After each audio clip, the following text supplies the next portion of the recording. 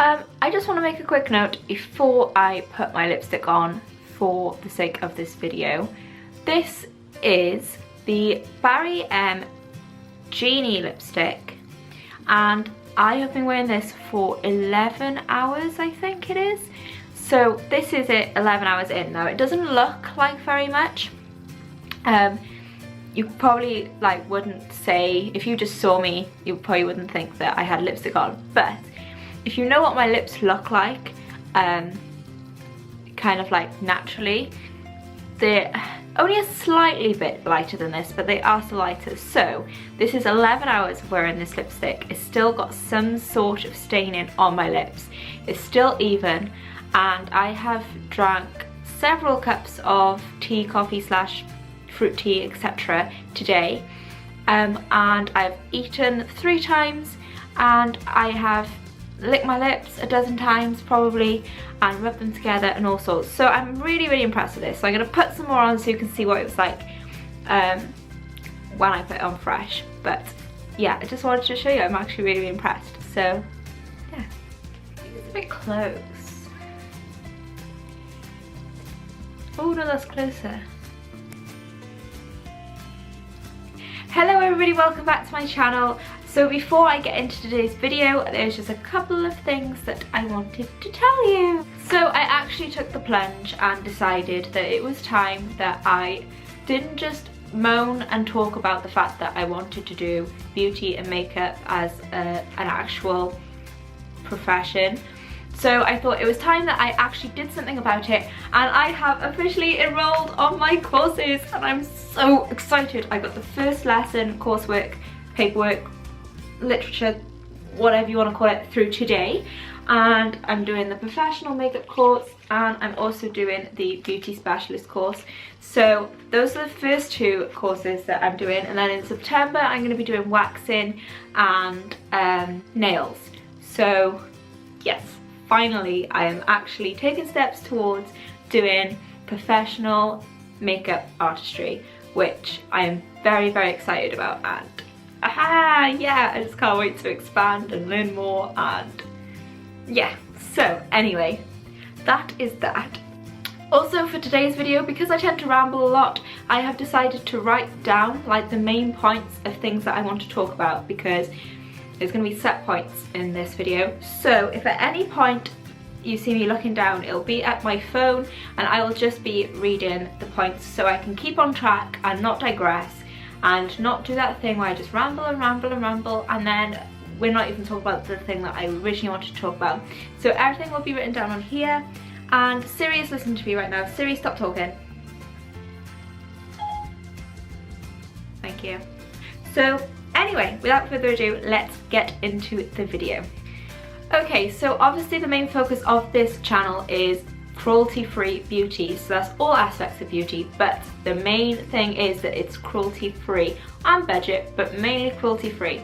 So I thought it was about time that I shared with you my 5 top tips to ensure that you become cruelty-free. So this video is going to be really good for anybody who maybe wants to be cruelty-free but doesn't really know where to start, or for anybody who is just learning about the whole cruelty-free and learning about animal testing and the whole industry and what goes on, and kind of, yeah.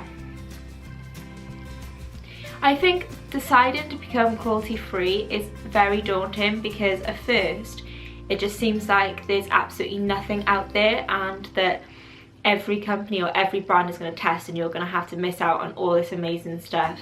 And I think it feels very kind of limiting, like you're limiting a lot of your choices, and it really doesn't have to be like that. It's really not. Once you learn what you can and what brands do and do not, it's actually quite satisfying to know that everything you buy is good and ethical. I also just want to say that it is really good that you have decided to become cruelty-free, or that you are cruelty-free, but it is something that is very hard to kind of backstep on. At least for me personally, I find it extremely hard to ever justify buying anything that is tested on animals.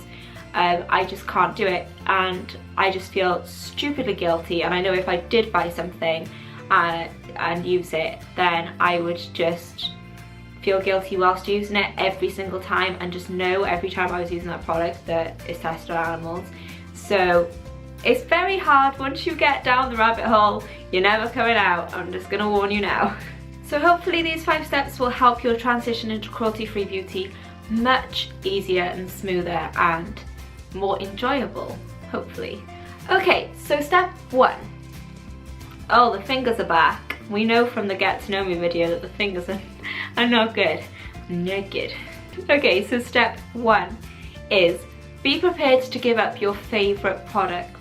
Now, doesn't always necessarily mean that you will have to give up your favourite products, but if you have been using makeup for years, or you are quite well into makeup and the beauty industry, and you are only just starting with cruelty-free stuff, then it could very well be that a brand that you love, or a product that you love, is tested on animals. So the first thing you have to do is really be prepared to give up anything that is tested.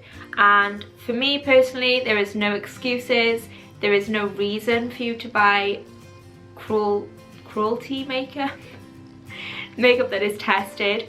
I heard so many excuses like, oh, but this one doesn't make my skin feel blotchy. Oh, well, this one covers me better. Oh, well, this one stays on for longer. No, they are not relevant excuses. They are not justifications, in my opinion, at all.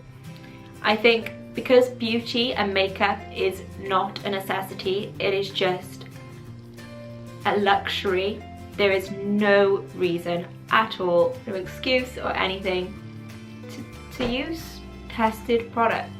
On a side note, I am going to try and not be very preachy about this and judgmental, but it's really hard because once I get on a rant about testing, it's very hard for me to stop, so I'll try and rein it in.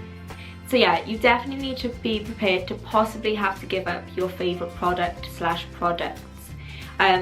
This is something that I've never really had to do because I kind of entered the beauty world already knowing that I was not going to use tested products.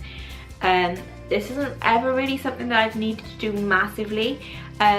When I was a bit younger and I was kind of a bit more naive to it, I had a very warped idea of what brands tested and didn't test, and I used to think that the more expensive brands meant that they hadn't tested on animals, when actually the more I've researched and the more I've got into it and learning which brands do and don't, I've actually found the opposite, that the higher end of the scale is a lot more likely to be tested on animals than the lower end of the scale. And actually, if you're on a budget, that's good. And if you actually buy a lot of cheap makeup, it probably means the majority of your makeup is going to be cruelty free already. So it's great news.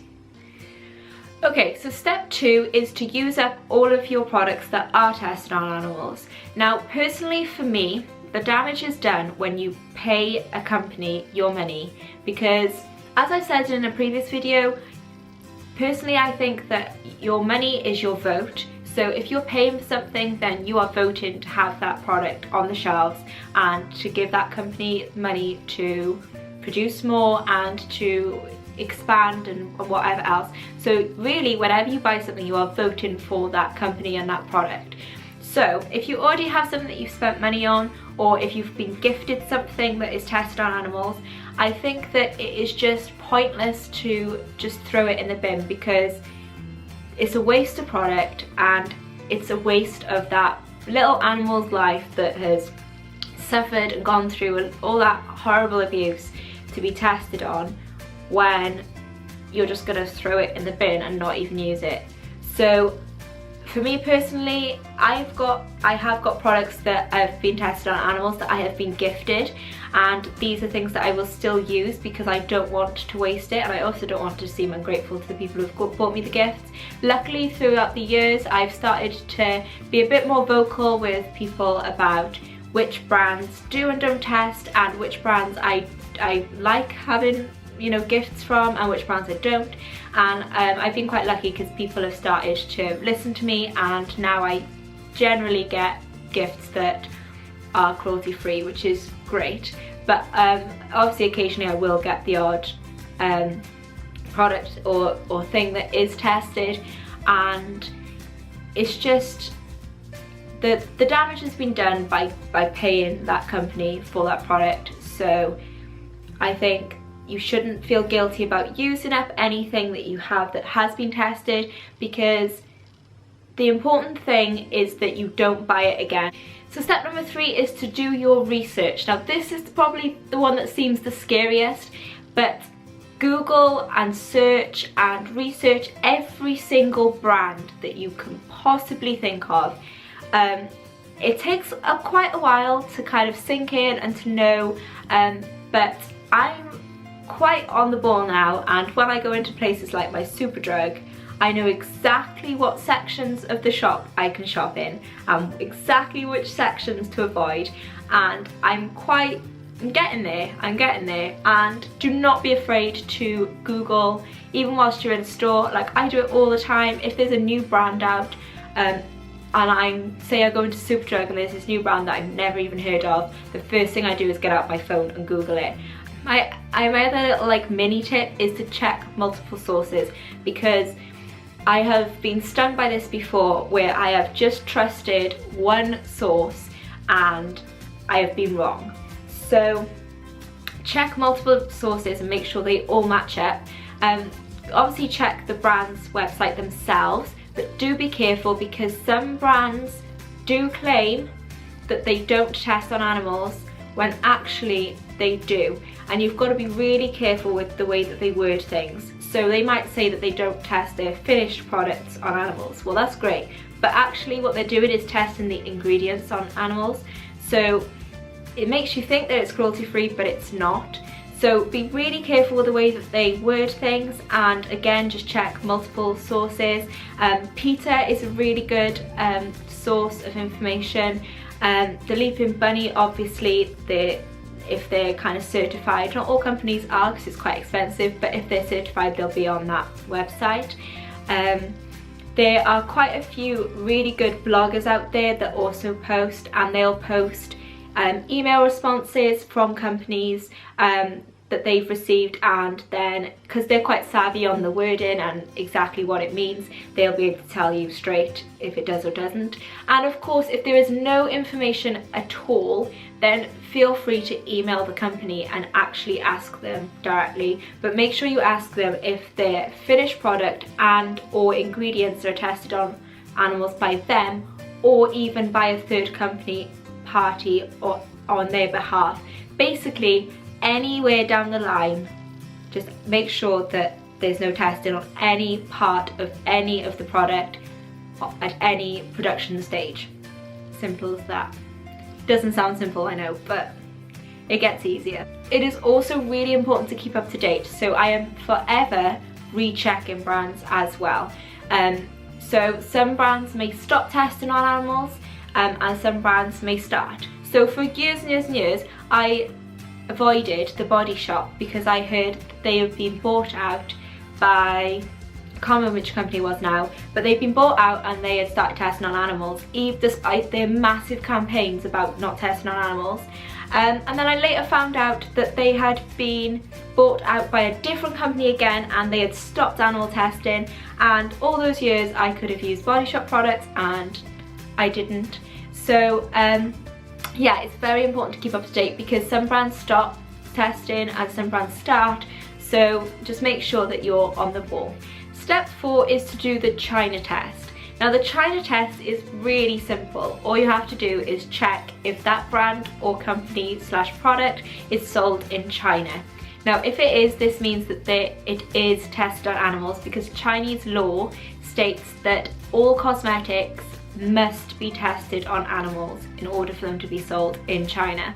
So for example, Nivea, according to their website, they don't test on animals, because as you might as well know, it is actually illegal to test on animals in the UK. Yay! But companies get around this by having their factories in places like France or China even, so that's how companies get around it. But Nivea will say that they don't test on animals. However, Nivea products are sold in China, so this is a really classic case of, okay, so they might not test some products on animals for UK's sake, but the company themselves tests on animals because they sell to China. This is exactly the same situation for Rimmel as well, just getting that out there. These are kind of grey area brands, but I'm going to do a whole video on those because they're quite complicated. So yeah, so we'll leave those for now. But yeah, it's very simple. All you have to do is Google, is it sold in China? If it is, then avoid, because it is tested on animals, and if they don't, then that's good. There's a few companies that have been cruelty free, and then they've talked about selling in China and there's been uproar, and then there's been companies that have pulled out of selling from China, and they earn my respect. I think if a company will kind of go against their morals, I suppose, just to get more money by selling in China, then they're not worth your vote or your money. And then step 5 is to go beyond your makeup bag. So once you have kind of gone into the makeup and you kind of get comfortable with what brands do and don't test in terms of makeup, then it's a really good idea to expand into things like hair care, skin care, so like creams and moisturizers, and even like household products. I posted a picture recently on my Instagram reminding you to check all of your cleaning products. And then of course there's even things like food that is tested on animals.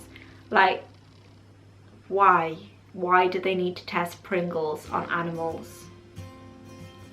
But anyway, so it's really good to expand, and obviously it doesn't end in your makeup bag, so make sure that you kind of go beyond that to really make an impact. And even if it's only a small contribution to a bigger picture, if everybody did this, then obviously the world would be a much better place, and the little bunnies and the little rats and the little mice and all the little animals that are horribly abused would be safer. So yes. So there you have it. I hope you enjoyed this video, and I really hope that those 5 steps will help you if you're starting your journey, and I'm really proud of you if you are, and it's really, really lovely to have more cruelty-free babes, as I call them, coming onto the scene, and it's getting more and more talked about, and it really is something that people need to be a lot more made aware of than they are. Don't be afraid to talk to your friends about it and your family. Don't be afraid to kind of be a bit preachy in a nice way. I'm always preaching to my friends, but I'm probably sick of it by now, but yeah. I would like to do a video on brands that test and brands that don't. Let me know if you would like that, because I'm feeling a little bit iffy about doing it, because I don't want to be like brand shaming, but at the same time I think it's really important that people know exactly what brands do and don't test. I want to talk about the grey area brands, like I mentioned earlier, the ones that claim that they don't and do, and I want to explain how they do that and why they're able to say that, and what little catches that they put in there. So let me know if you'd be interested in that video, and of course I will do that for you. So I really hope you have a lovely evening, day, morning, week, month, year, whatever it is that it is when you're watching this, I guess. And I will see you very, very soon. Thanks for watching. Bye!